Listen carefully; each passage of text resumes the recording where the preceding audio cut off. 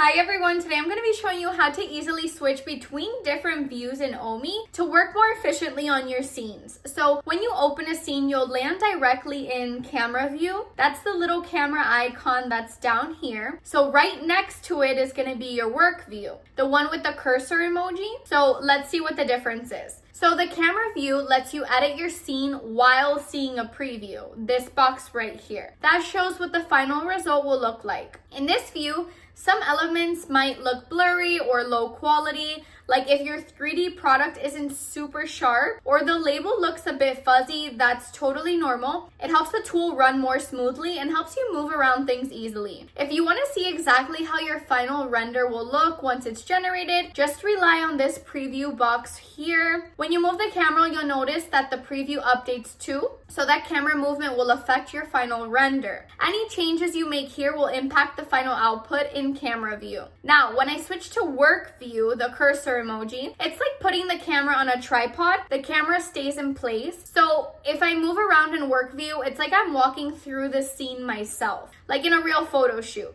Super useful to check if objects are placed properly or not colliding. So here, when I move around with my mouse, it doesn't affect the final preview. But just a heads up, if I move an object in the scene, that will change the final render. All right, so switching back to the camera view, quick note on the preview box and what you can do with it.